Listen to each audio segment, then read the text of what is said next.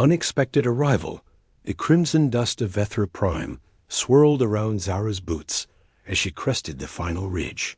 3 years. 3 years since she'd last seen her mother's homestead, nestled in the shadow of the crystal formations that had once seemed magical to her human eyes. Now they felt ominous, their surfaces reflecting the dying light of the system's twin suns. Zara's breath caught in her throat. There, beside the weathered landing pad, sat a ship she knew intimately, the Aurora's Edge, Marcus's ship. Her husband's ship. It couldn't be. Marcus was supposed to be halfway across the galaxy, negotiating the Kepler Station trade agreements. The mission was critical for human expansion into the Outer Rim. He'd kissed her goodbye 2 weeks ago, promising to come her from the station. Her veteran heritage kicked in enhanced hearing, a gift from her mother's people. Even from this distance, she could detect the low hum of voices from inside the dome-shaped dwelling. Her mother's melodic tones, speaking in rapid Vitheran. Then another voice deeper, definitely human, but not Marcus's familiar cadence. Zara's combat training took over. She'd served in the Terran Defense Corps before marrying Marcus, before choosing a quieter life on the frontier worlds. But those instincts never truly died. She approached the homestead with calculated steps, staying low behind the crystalline outcroppings that dotted the landscape. The voices grew clearer as she neared the structure's curved walls. Her mother, Nissa, was speaking in the old tongue words Zara recognized from childhood but hadn't heard in years. Something about the awakening and the pact. Then the human voice responded in accented Vetheran. The council grows impatient. They expected results by now. Zara's blood turned to ice. She knew that voice. Commander Jack Thorne from the Defense Corps, the man who'd recommended Marcus for the Kepler mission, the man who'd smiled too warmly at their wedding, who'd asked too many questions about her mother's world. A chill wind swept across the plateau, carrying with it the acrid scent of the sulfur springs that bubbled beneath Vethra's surface. The same springs where her mother had once told her stories of the ancient pacts between the Vethran clans and the mysterious beings that dwelt in the deep places of the galaxy. Stories Zara had dismissed as folklore. Until now, the muffled conversation continued, but the words became fragmented, lost in the wind. Zara needed to get closer. She needed to understand why her husband's ship was here, why Commander Thorne was speaking with her estranged mother. In hushed, urgent tones, as she crept toward the nearest window, her enhanced Vetheran senses detected something else. The faint, bioelectric signature of someone watching her from within the shadows of the homestead. Someone who had been expecting her arrival. Voices in the dark. Zara pressed herself against the cool curve of the dwelling's bioceramic wall, her heart hammering against her ribs. The material pulsed with a faint bioluminescence, a trait of Vetheran architecture that had always comforted her as a child. Now it felt like being trapped inside a living thing. The voices inside had grown more distinct. Through the permeable sections of the wall, designed for ventilation, she could make out her mother's words clearly now. Told you the human would come here first. She always returns when she's troubled. Nissa's voice carried that familiar tone of patient calculation that had driven Zara away years ago. And Marcus? Thorne's voice was sharp with impatience. Where is he now? Safe, contained. The neural dampeners ensure he remembers nothing of the past 72 hours. As far as he knows, he's still en route to Kepler Station. Zara's hand flew to her mouth, stifling a gasp. Neural dampeners, illegal Vetheran biotechnology that could manipulate human consciousness. Her mother possessed them, had used them on Marcus. The Covenant grows restless, Thorne continued. They've waited centuries for a human with the right genetic markers. Zara's hybrid nature makes her invaluable. My daughter is not a commodity. Nissa's voice carried a warning edge. Isn't she? You've monitored her since birth, guided her choices. even influenced her marriage to an officer with high-level clearance. Everything according to the Covenant's design. The world seemed to tilt around Zara. Her marriage, had it been genuine or another manipulation? The coincidences that had brought her and Marcus together suddenly felt too convenient, too perfectly orchestrated. A new sound reached her enhanced hearing, the soft whisper of footsteps moving through the dwelling's interior passages. Someone was approaching the outer chamber where Thorn and her mother spoke. "She's here," a third voice announced. Female, but not human. The syllables carried the harmonic undertones of the deep-clan veterans, the ones who rarely surfaced from their underground cities. Already? The sensors didn't detect. Hybrid genetics mask her bioelectric signature from standard detection. But the ancient sensors respond to her bloodline. Zara's breath came in short, sharp bursts. They'd known she was here from the moment she'd approached. The conversation she'd been overhearing, it had been intentionally loud, meant for her too. "Here. Bring her in," Issa commanded.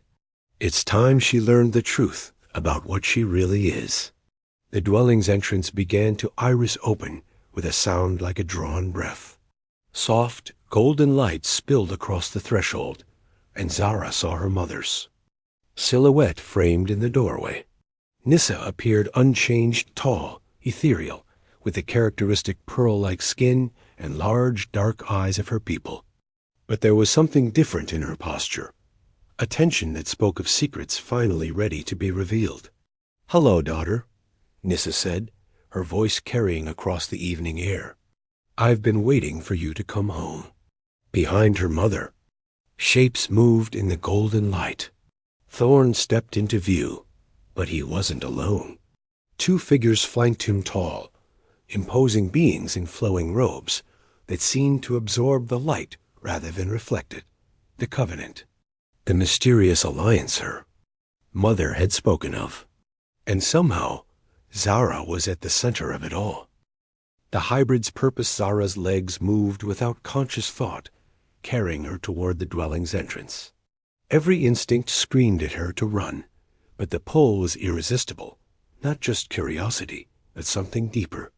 Something encoded in her very cells. The interior of her mother's home had changed. Gone were the warm tapestries and crystalline art pieces of her childhood.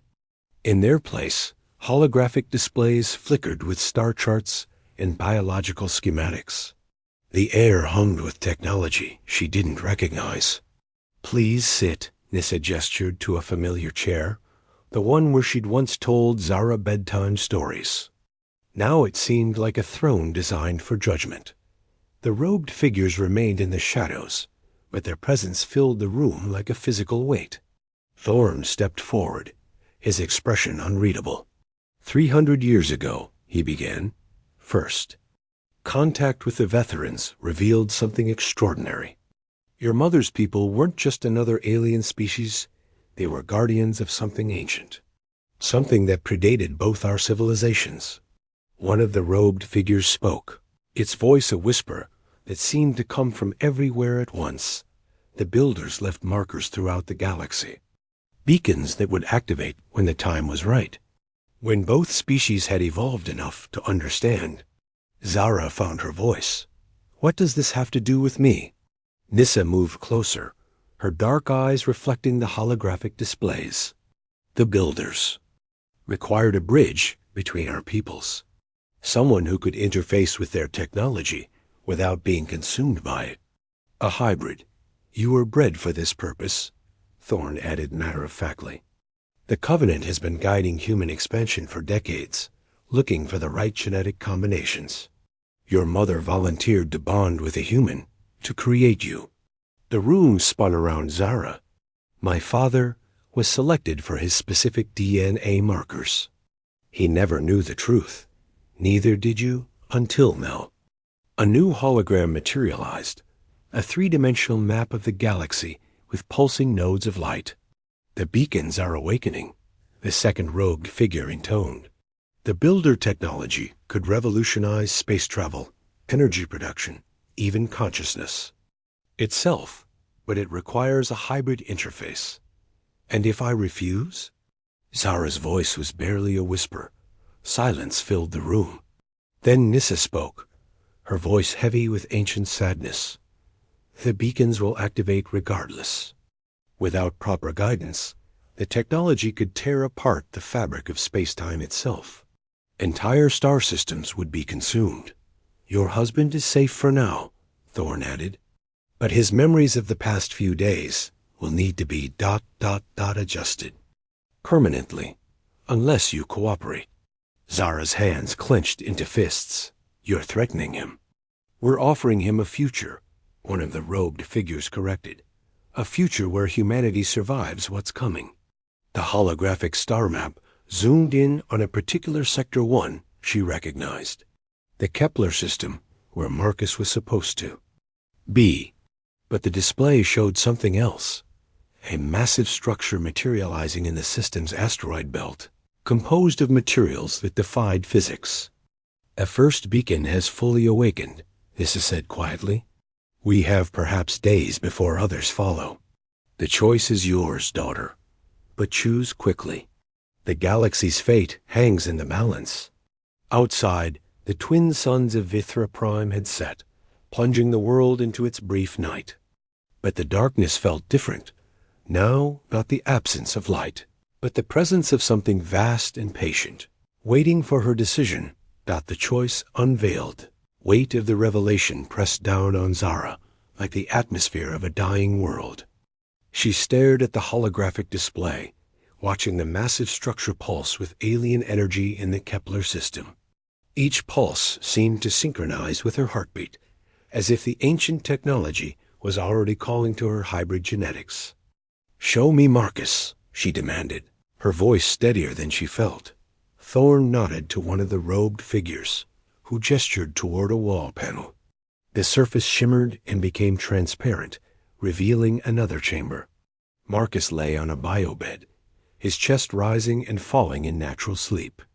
Monitoring devices of Vetheran design surrounded him, their readouts showing normal vital signs. He's unharmed, Nissa assured her. The neural dampeners simply edited ... his recent experiences. He believes he's aboard his ship, in hypersleep, during the journey to Kepler Station. Comfortable lies, Zara said bitterly, like the ones you told me about my childhood. Not lies, protections. Nissa moved to stand beside her daughter. Do you remember the dreams you had as a child? The ones about vast cities beneath the stars? Zara's breath caught. She did remember vivid dreams of impossible architecture, of beings made of light, moving through corridors that bent in ways that hurt to contemplate. She'd thought them nightmares.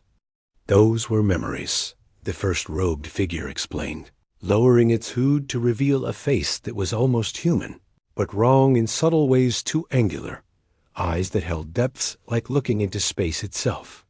Genetic memories from the builders, passed down through carefully guided bloodlines. The Covenant has existed since the first beacon was discovered on Vethra Prime, Thorn continued. We've been preparing for this moment when the network would awaken and require activation. A new display materialized, showing Earth's solar system. Similar structures were beginning to form near Jupiter and Saturn, massive constructs that dwarfed human space stations. They're appearing everywhere, Zara whispered. 17 systems so far, Nissa confirmed.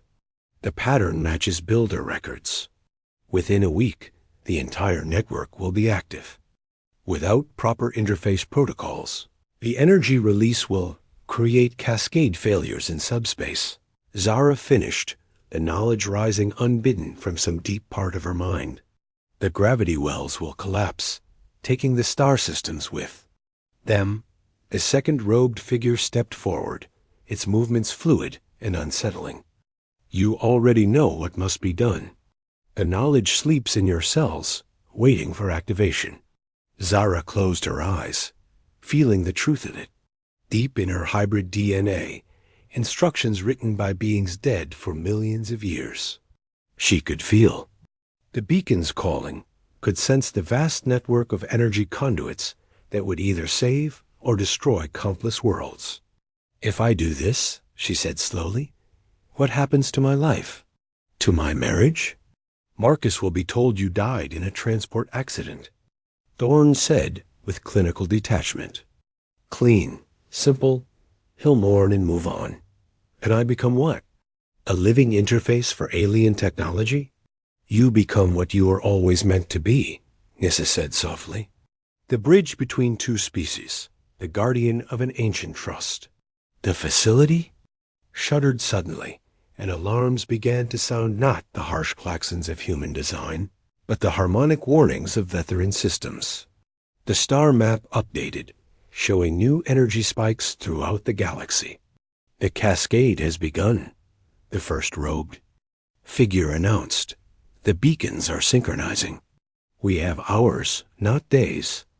Zara looked at Marcus sleeping peacefully in the next chamber, unaware that his wife stood at the fulcrum of galactic catastrophe. Then she looked at her mother, seeing for the first time the burden of centuries in Nissa's ancient eyes. There's something you're not telling me, Zara said. Something about what really happens to the interface. The silence that followed was answer enough. The final truth, the harmonic alarms grew louder, their frequency causing the crystalline formations outside to resonate in sympathetic vibration. Through the transparent walls, Zara could see the night sky beginning to change, new stars appearing. As distant beacons activated across the galaxy, their light traveling instantaneously through builder conduits that existed outside normal spacetime. Tell me, Zara said, her voice cutting through the growing chaos. Tell me what really happens to the interface. Nissa's composure finally cracked. Her pearl-like skin flickered, revealing the stress patterns that betrayed deep emotional turmoil. In veteran physiology, the consciousness merges with the network. The individual becomes part of something greater. Dies, you mean. Transcends, the first robed figure corrected. Becomes one with the builder's ultimate creation, a living, galaxy-spanning mind. Thorne stepped forward, his expression urgent. Zara, we're out of time. The cascade failures have already begun in the outer rim systems. Billions of lives will be saved by sacrificing mine. She turned to face her mother. You've known this my entire life. Raised me, loved me, knowing you were preparing me for death. For apotheosis, Issa whispered, tears streaming down her face. The first time Zara had ever seen her mother cry. The builders didn't die, daughter. They became something more. You would join them, become part of an immortal consciousness that guides the galaxy's evolution. The facility shuddered again, more violently this time. One of the robed figures spoke rapidly in a language that predated both human and Vetheran civilization. The star map showed cascade failures spreading like an infection, systems winking out as their gravity wells collapsed. 3 minutes, the second figure announced. After that, the cascade becomes irreversible. Zara looked one last time at Marcus, sleeping peacefully in his chamber of lies. In another life, they might have grown old together, raised children, explored the frontier, worlds hand in hand. But that life had been an illusion from the beginning. She walked to the center of the chamber, where a new piece of equipment had risen from the floor, a fusion of veteran biotechnology and something far older. It pulsed with the same rhythm. As the distant beacons, calling to the builder genetics woven into her DNA. There is another choice, Nissa said suddenly, her voice breaking. The neural dampeners, we could use them on you. Remove the hybrid memories. Let you live a normal human life. Let the galaxy burn, but you would be free. Zara paused, her hand hovering over the interface controls. For a moment, she could see it a small life, bounded but real. Marcus would wake up believing his mission had succeeded. They could have their quiet happiness, while civilizations died in the darkness between stars. But the builder memories were fully awakened now, showing her what the galaxy could become. Not just survival, but transcendence for all sapient species. The network wouldn't just prevent the cascade, it would lift consciousness itself to new levels of existence. I make this choice freely, Zara said, placing her hands on the interface. Not because I was bred for it, but because it's right.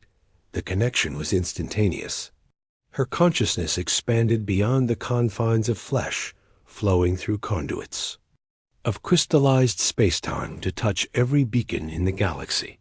She felt the cascade failures halt, reverse, transform into something beautiful. Stars that had been dying blazed with new life. Dead worlds stirred with possibility. And in the networks. Vast embrace, she sensed them, the builders, not dead but waiting. Ancient minds that welcomed her with joy, ready to share the burden and wonder of guiding galactic evolution. In the facility on Vethra Prime, Nissa wept over her daughter's empty shell as the beacons sang their song of salvation across the stars. Marcus would wake to find his wife had died saving the galaxy, never knowing she had become something greater than death itself. The galaxy was safe. The price had been paid. And in the network's infinite depths, Zara began her real life's work, not as a bridge between species, but as a gardener of consciousness itself, nurturing the growth of minds that would one day join her in the endless dance between stars.